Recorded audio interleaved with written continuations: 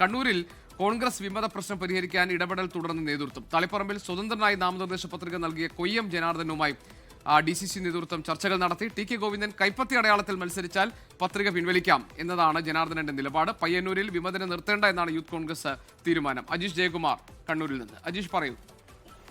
T K Govindan CPM വിട്ട് പുറത്തു വന്ന് സ്വതന്ത്രനായി മത്സരിക്കാൻ തീരുമാനിച്ചപ്പോൾ തന്നെ UDF അദ്ദേഹത്തെ പിന്തുണയ്ക്കാൻ തീരുമാനിച്ചു. കൂടാതെ തന്നെ ഈ പിന്തുണ പ്രഖ്യാപിച്ചപ്പോൾ തന്നെ അവിടെ പ്രാദേശികമായി കടുത്ത എതിർപ്പുകൾ ഉയർന്നിരുന്നു. അവിടെ ലീഗും കോൺഗ്രസ് പ്രാദേശിക പ്രവർത്തകരും എതിർത്തിരുന്നു. അതിനിടയിലാണ് KPCC അംഗം കൂടിയായിട്ടുള്ള കൊയ്യം ജനാർദ്ദൻ ഇന്നലെ നാമനിർദ്ദേശ പത്രിക നൽകിയത്. നമ്മൾ അദ്ദേഹവുമായി സംസാരിച്ചിരുന്നു. അദ്ദേഹം ഈ പത്രിക പിൻവലിക്കണമെങ്കിൽ പാർട്ടി ചിഹ്നത്തിൽ ആരെങ്കിലും അവിടെ മത്സരിക്കണം, ഔദ്യോഗികമായി തന്നെ സ്ഥാനാർത്ഥിയാകണമെന്നുള്ള നിലപാടിൽ തുടരുകയാണ്. ഒന്നെങ്കിൽ ടി കെ ഗോവിന്ദൻ കൈപ്പത്തി ചിഹ്നത്തിൽ അവിടെ മത്സരിച്ചാൽ മതി എന്നുള്ള നിലപാടാണ് അദ്ദേഹം തുടരുന്നത്. പാർട്ടി നേതൃത്വം അദ്ദേഹവുമായി സംസാരിച്ചിരുന്നു.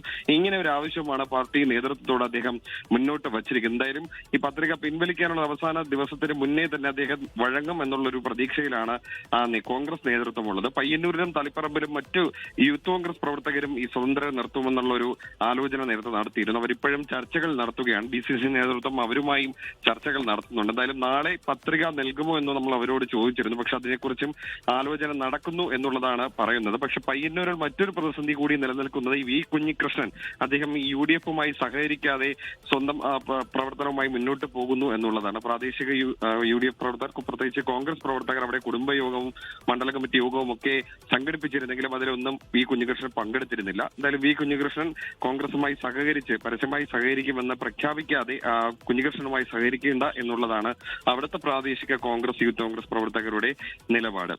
ലോകത്തെവിടെയായാലും ഏത് സമയത്തും 24 വാർത്തകളും ഓഗ്മെന്റഡ് റിയാലിറ്റി പാക്കേജുകളും എക്സ്പ്ലെയിനറുകളും വിശദമായി കാണാൻ ഞങ്ങളുടെ YouTube ചാനൽ നിങ്ങൾക്ക് സബ്സ്ക്രൈബ് ചെയ്യാം.